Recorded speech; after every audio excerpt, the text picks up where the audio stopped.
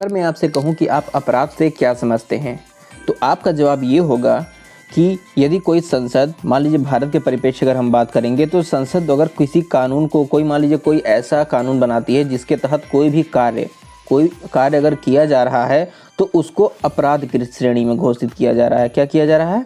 अपराध बताया जा रहा है। तो कहेंगे भाई कि वो अपराध है, ठीक है। लेकिन आईपीसी, भारतीय दंड संहिता के अंतर्गत अपराध को क्या कैसे बताया गया है, अपराध के लिए कौन कौन से तत्व का होना आवश्यक है, इसके अलावा इसके अंतर्गत आने वाले दुराशय तथा अन्य टॉपिक्स को भी हम इस वीडियो में समझने वाले हैं। तो आज का इस वीडियो हमारा बेसिकली है हमारा अपराध के ऊपर। अगर हम इसके इंपॉर्टेंस की बात करें तो ये हमारे मेंस एग्जाम के लिए एक क्वेश्चन काफ़ी इंपॉर्टेंट रोल प्ले करने वाला है। तो चलिए इस वीडियो को शुरू करते हैं। सबसे पहले अगर हम इसमें क्वेश्चन देखेंगे तो क्वेश्चन हमारा क्या है कि अपराध के आवश्यक तथ्यों की विवेचना कीजिए। अगर हम इसके देखिए महत्व की बात करेंगे तो ये मेंस का क्वेश्चन आया था यूपी सीजे 1992 तथा यूपी एपीओ 2015 का ये क्वेश्चन था। इसमें क्या पूछा गया था कि अपराध के आवश्यक तत्वों की हमको विवेचना करनी है। अब विवेचना करने के लिए तो सबसे पहले हमको जानना होगा कि आवश्यक तत्व होते क्या हैं, किसके? अपराध के। तो इसके मुख्य निम्नलिखित तत्व होते हैं, एक एक करके हम उसको समझने की कोशिश करते हैं। सबसे पहला हमारा है कि एक मानव जिसे एक विशिष्ट ढंग से विधिक बाध्यता के अधीन कार्य करना है तथा जो दंड को आरोपित करने के लिए उपयुक्त विषय है। कहने का मतलब ये है कि मान लीजिए कोई व्यक्ति है जिसका कार्य क्या है कि वो जो विधिक बाध्यता है, ठीक है, जो लॉ के द्वारा जो बाउंडेशन लगाई गई है उसके अधीन रह के कार्य करना है, लेकिन व्यक्ति वैसा नहीं करता है तो वो क्या हो जाता है? वो दंड का आरोपित हो जाता है। तो हम कह सकते हैं वो अपराध कर रहा है, ठीक।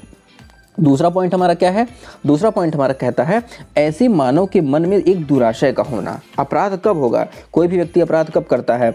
सबसे पहले उसके मन में एक दुराशय आता है। दुराशय का मतलब क्या होता है कि गलत धारणा आती है किसी दूसरे व्यक्ति के प्रति कि हाँ हमको ये अपराध करना है। तो वही कह रहा है कि ऐसे मानव के मन में एक दुराशय का होना आवश्यक है। ये इसके एलिमेंट्स हैं, ये मतलब ये सब जितने भी एलिमेंट्स हैं ये जब तक फुलफिल नहीं होंगे हम नहीं कह सकते कि वो अपराध है, ठीक है। थर्ड पॉइंट हमारा क्या कहता है कि ऐसे आशय को पूरा करने के लिए किया गया कोई कार्य हो। जाहिर सी बात है जब मन में अगर दुराशय आ रहा है तो उसको करने का प्रयास भी किया गया हो। अब ऐसा थोड़ी है कि केवल आदमी सोच लिया कि हाँ हम ऐसा करेंगे लेकिन वो कुछ कर नहीं रहा है तो उसको अपराध नहीं कहा जाएगा। चौथा पॉइंट हमारा क्या कहता है? ये हमारा कहता है ऐसे कार्य द्वारा किसी दूसरे मानव या संपूर्ण समाज को एक क्षति पहुंचती है। अगर कोई व्यक्ति कोई कार्य कर रहा है दुराशय को लेके अपने मन में, ठीक है, और उस आशय को लेके और उसके कारण यदि समाज में, ठीक है, क्या कह रहा है, यदि संपूर्ण समाज में या किसी दूसरे मानव को क्षति पहुंचती है, नुकसान पहुंचता है, तो हम क्या कहेंगे? वो हमारे अपराध हैं। ये कुल मिला के हमारे अपराध के आवश्यक तत्व हैं। कौन कौन से हमने देखे कि किसी व्यक्ति को विधिक बाध्यता के अंतर्गत कार्य करना, अगर वो नहीं कार्य करता है तो उसके लिए दंड का आरोपित किया जाता है, तो जिसको लिए कह सकते हैं कि वो अपराध कर रहा है। उसके मन में एक दुराशय का होना आवश्यक है। थर्ड पॉइंट हमने क्या देखा कि इसके लिए कोई कार्य किया जाना आवश्यक है। इसके अलावा क्या देखा कि इससे समाज को कम से कम क्षति पहुंचनी चाहिए। तो ये हमारे 4 एलिमेंट्स हैं। तो सबसे पहले चलिए हम इसमें बात करते हैं, इसमें और पॉइंट आते हैं, जिसमें सबसे पहला पॉइंट हमारा आता है मानव के बारे में। मानव के बारे में अगर हम देखेंगे तो इसमें क्या कह रहा है कि किसी कार्य को अपराध के रूप में विधिक द्वारा दंडनीय होने के लिए किसी मानव द्वारा किया जाना चाहिए। अब अपराध तभी कहा जाएगा कि जब वो किसी मानव द्वारा किया जा रहा है। अब कोई जानवर तो कोई अपराध करेगा नहीं, उसको तो उसके लिए सजा दी नहीं जाएगी, तो इसलिए इसमें मानव का होना आवश्यक है। वो अपराध मानव द्वारा किया जाना होना चाहिए। आगे इसमें क्या कह रहा है कि प्राचीन विधिक संस्थाओं में क्षति के लिए पशुओं तथा निर्जीव पदार्थों को दंड दिए जाने के हमें पर्याप्त उदाहरण मिलते हैं। अगर हम प्राचीन अगर लॉ का हम अवलोकन करेंगे तो उसमें हम देखेंगे कि केवल मानव ही नहीं, मानव के साथ साथ जो पशु होते हैं, इसके अलावा जो निर्जीव पदार्थ होते हैं, उनको भी दंड देने का प्रावधान किया गया। कितना हास्यास्पद पद है, लेकिन फिर भी ऐसा प्रावधान हमें हमारे इतिहास में मिलता है। बेरिंग गोल्ड की पुस्तक, इनकी एक बेरिंग गोल्ड थे, इनकी पुस्तक थी क्या? क्यूरोसिटीज़ ऑफ ओल्डन टाइम्स, ठीक है। इसमें क्या हुआ था? इसमें स्पष्ट रूप से इस तथ्य की पुष्टि करती है।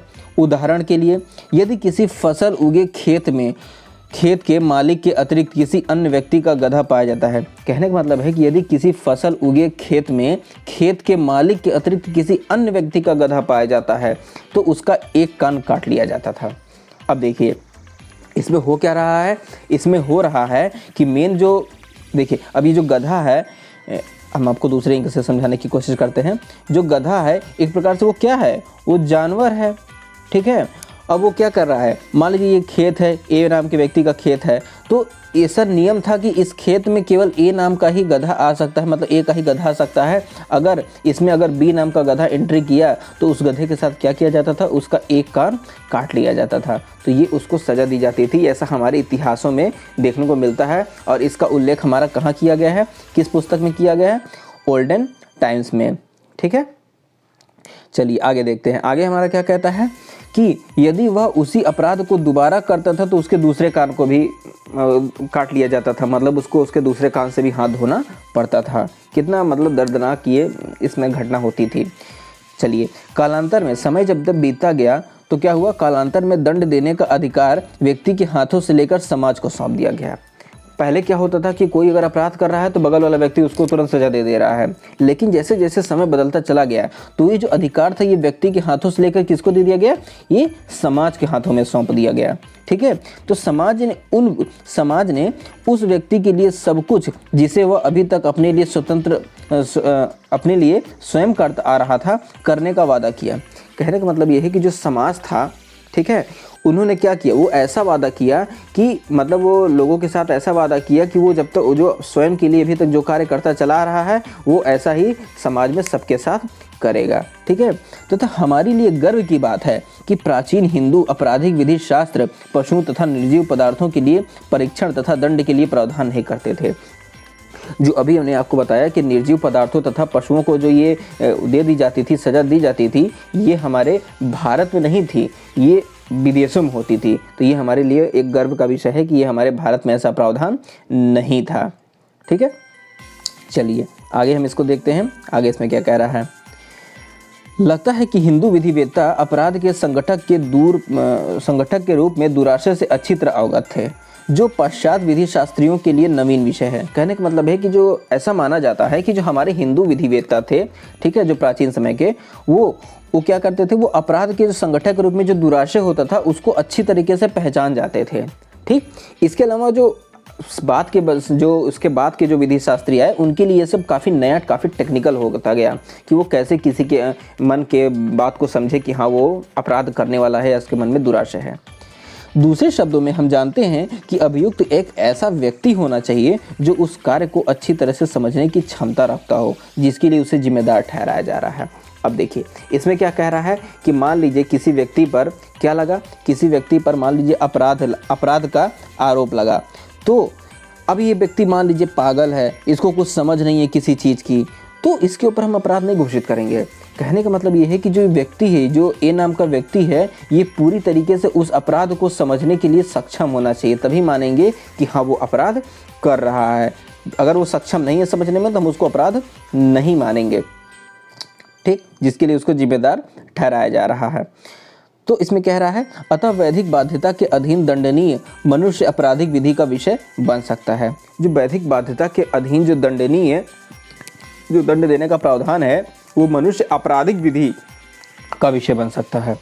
कहने का मतलब जो आपराधिक विधि में जो भी दंड देने का प्रावधान है उसका विषय बन सकता है कौन, वह मनुष्य, अर्थात उसका शरीर युक्त तथा शरीरधारी होना आवश्यक है।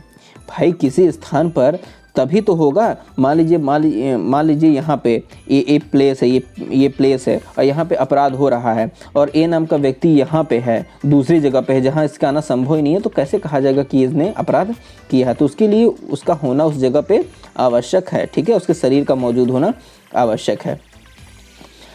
आधुनिक विधि शास्त्र में मान्य नियम तथा अन्य कृत्रिम व्यक्ति दंड के योग्य नहीं है, ठीक है। कह रहा है आधुनिक विधि शास्त्र में मान्य जो नियम हैं तथा अन्य कृत्रिम व्यक्ति हैं वो दंड के योग्य नहीं हैं, क्योंकि समुचित दंड का तात्पर्य आर्थिक तथा शारीरिक दोनों से है, परंतु शारीरिक दंड कृत्रिम व्यक्तियों को नहीं दिया जा सकता है।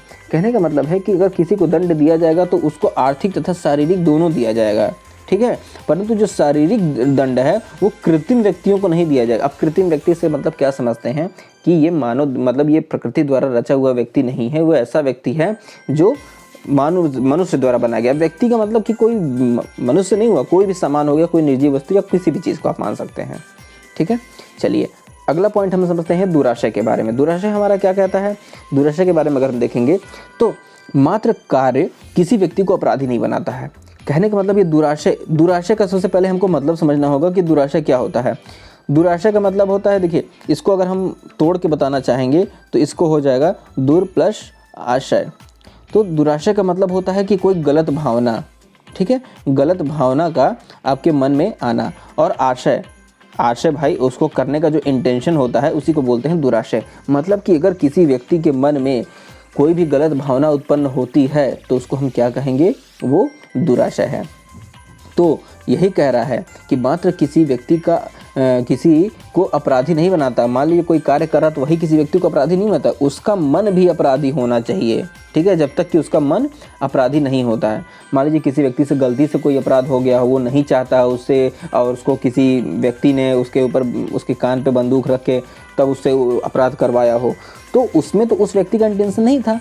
तो कहने का मतलब यही है कि जो व्यक्ति अपराध तभी अपराधी घोषित किया जाएगा जब उसका मन भी दुराशय होगा, ठीक है। इसका मैक्सिम क्या है, एक्टस नॉन फैक्टिक्स रियम निनी मीन्स इट रिया, ठीक है। यह आपराधिक विधि की एक सुविदित युक्ति है। कहने का मतलब क्या है, इसका अर्थ है कि कार्य स्वयं किसी को दोष नहीं बनाता है जब तक कि उसका आशय वैसा न रहा हो, जैसा भी हमने आपको बताया ऊपर। इस उक्ति से एक दूसरी उक्ति निकलती है, मेरे द्वारा मेरी इच्छा के विरुद्ध किया गया कार्य मेरा कार्य नहीं है। इसकी मैगजीन क्या होगी, एक्टस मी इनविटो फैक्टो नॉन इस्ट मीन्स एक्टुसो। कहने का मतलब ये है कि अगर मेरी इच्छा के विरुद्ध कोई कार्य होता है, ठीक है, मान लीजिए मेरी इच्छा के विरुद्ध, मेरी इच्छा नहीं है और इसके विरुद्ध अगर कोई कार्य होता है तो इसको मेरा कार्य नहीं माना जाएगा, ठीक है। तो वही उस मैगजीन का मतलब है। चलिए और हम आपको आगे समझाते हैं इसमें क्या है। अब इसका तात्पर्य क्या है, इसका तात्पर्य ये है कि किसी कार्य को दंडनीय होने के लिए उसकी इच्छित होना चाहिए। स्वेच्छा से कार्य किया गया कार्य आपराधिक आशय से किया गया होना चाहिए। अतः अपराध को गठित करने के लिए आशय एवं कार्य दोनों का होना संगामी होना आवश्यक है। मतलब अपराध तभी माना जाएगा जब कार्य हो रहा है और उसके लिए मन का दूषित होना भी आवश्यक है। फाउलर बनाम पैजेट 1798 का ये केस था, इसमें इस बात को बताया गया था। जहां किसी अपराध को गठित करने के लिए आवश्यक आपराधिक आशय अनुपस्थित होता है वहां अभियुक्त दंडित नहीं किया जा सकता। कहने का मतलब ये है कि देखिए यहाँ पर अनुपस्थित होता है क्या, आपराधिक आशय जब उपस्थित ही नहीं रहेगा तो कहाँ से व्यक्ति दोषी होगा, ठीक है। तो इसमें केस था हमारा होर्डिंग बनाम प्राइस 1948 का केस था, ये काफ़ी इंपॉर्टेंट था। चलिए हम अगला पॉइंट देखते हैं कि आपराधिक कृत्य क्या होता है। आपराधिक कृत्य के बारे में भी हमको समझना काफ़ी आवश्यक है। किसी अपराध के लिए एक व्यक्ति तथा उसका दुराशय ही पर्याप्त नहीं है, ठीक है। मान लीजिए कोई व्यक्ति है, उसके मन में कोई गलत धारणा आ गई तो वही पर्याप्त नहीं है किसी अपराध को सिद्ध करने के लिए, क्योंकि किसी मनुष्य के आशय को हम नहीं जान सकते कि किसी व्यक्ति के विचार विचारणीय नहीं है। कहने का मतलब यह है कि किसी मनुष्य के आशय को हम नहीं जान सकते कि किसी व्यक्ति के विचार विचारणीय नहीं है। दंडनीय होने के लिए आपराधिक आशय को किसी स्वेच्छापूर्ण कार्य या लोभ के रूप में अवश्य स्पष्ट होना चाहिए। कहने का मतलब ये है कि मान लीजिए कोई व्यक्ति कार्य कर रहा है और वो स्वेच्छापूर्ण नहीं कर रहा है तो हम उसको कैसे अपराध करेंगे। भाई वो किसी के दबाव में आके कर रहा है, किसी के डराने धमकाने से कर रहा है तो हम उसको अपराध नहीं मानेंगे, ठीक है। तो अगर उसका कार्य मात्र किया जा रहा है, अपराध किया जा रहा है, तो उसको हम विचार के लिए नहीं रखेंगे कि हाँ ये अपराध किया है कि नहीं। देखा जाएगा कि क्या उसने अपनी इच्छा से किया है कि नहीं। तो ये इंपॉर्टेंट है। अगला पॉइंट हमने क्या देखा इसमें, केनी के अनुसार इसमें क्या है कि आपराधिक कृत्य मानव आचरण का वह परिणाम है जिसे विधि रोकना चाहता है, ठीक है। जो आपराधिक कृत्य है ये ऐसा आचरण है, ठीक है, जिसे कौन, विधि जो है रोकना चाहता है। किया गया या लोपित कार्य निश्चितः किसी विधि द्वारा निषिद्ध या आदेशित होना चाहिए, ठीक है। अगर कोई कार्य किया जा रहा है, अगर वो विधि द्वारा निषिद्ध है, मतलब बैन है और आदेश उसके लिए दिया गया है तो हम उसको अपराध कहेंगे। तो इसका मात्र आपराधिक कृत्य का मतलब क्या हुआ, मानव द्वारा कोई ऐसा आचरण जिसको कि क्या किया जाएगा, जिसको विधि द्वारा रोकने का प्रयास किया जाएगा या विधि रोकना चाहता है। रसल के अनुसार क्या है, रसेल के अनुसार क्या है, आपराधिक कृत्य को मानव आचार को भौतिक परिणाम बनाते हैं। मतलब आपराधिक जो कृत्य होता है वो मानव आचार को, मानव की जो आचार का मतलब क्या हुआ कि उसके जो क्रियाकलाप को भौतिक परिणाम बताते हैं।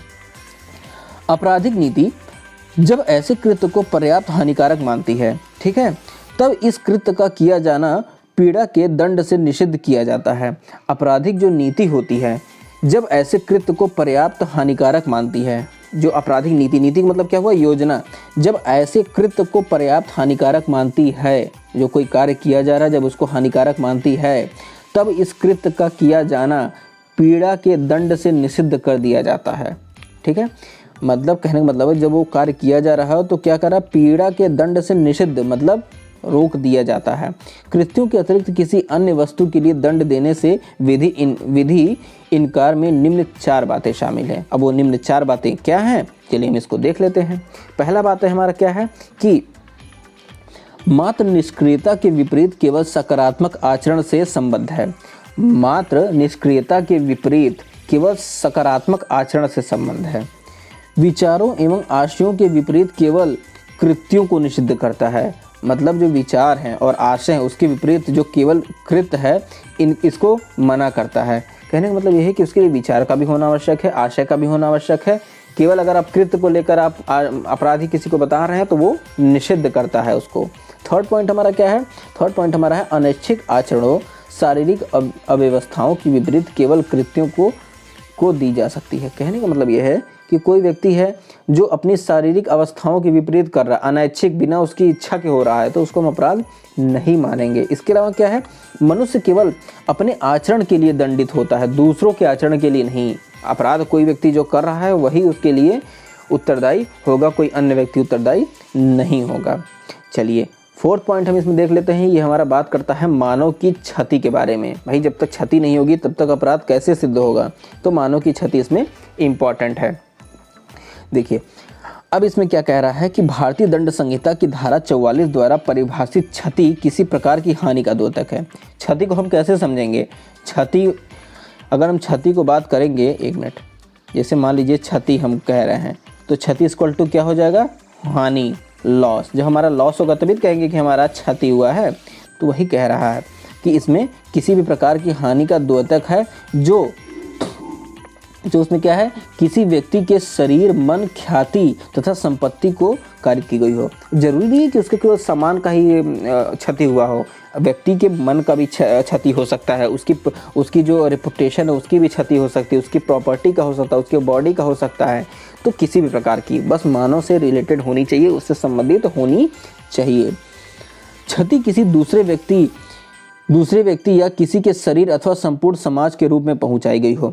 मतलब वो जो क्षति हो उसके लिए जरूरी है कि किसी व्यक्ति द्वारा पहुंचाई गई हो या किसी समाज द्वारा पहुंचाई गई हो, तभी माना जाएगा कि वो मानव की क्षति है। इस प्रकार हम पाते हैं कि किसी अपराध के लिए 4 तत्व आवश्यक होते हैं, परंतु इसमें क्या है, परंतु यह नियम, एक मिनट, ठीक है, परंतु यह नियम अपरवादित नहीं है, इसके कुछ अपवाद भी हैं। ठीक है, इसके कुछ अपवाद है। कभी कभी दोष मनोभाव के अभाव में भी अपराध बन जाता है। मतलब मन का अभाव, मतलब मन में आपके नहीं है दुराशा, लेकिन फिर भी वो अपराध बन जाता है। ये कठोर दायित्व पूर्ण दायित्व के मामले में होते हैं। ठीक है, ये कठोर दायित्व या पूर्ण दायित्व के मामले में होते हैं। उदाहरण के लिए क्या है, भारतीय दंड संहिता की धारा 494 के अंतर्गत द्विविवाह अपराध है। ठीक है, कुछ मामलों में मतलब 2 शादियां करना भारतीय आईपीसी के सेक्शन 494 के अंतर्गत अपराध है, लेकिन कुछ मामलों में आपराधिक कृत्य यद्यपि पूर्ण न हुआ हो, अर्थात किसी व्यक्ति को क्षति न हुई हो, फिर भी अपराध घटित हो जाता है, तो ये प्रारंभिक अपराध के मामले हैं। कहने का मतलब ये है कि अगर कोई व्यक्ति 2 शादी कर रहा है तो ये तो अपराध हो गया, लेकिन उससे किसी दूसरे व्यक्ति को हानि नहीं हो रही है, वो एग्री है, तो उसको हम अपराध नहीं कहेंगे। ठीक है, तो ये क्या हो जाएगा, प्रारंभिक अपराध के मामले हो जाते हैं। उदाहरण के लिए क्या है, प्रयत्न, दुष्प्रेषण, षड्यंत्र, ये तीनों का होना आवश्यक है।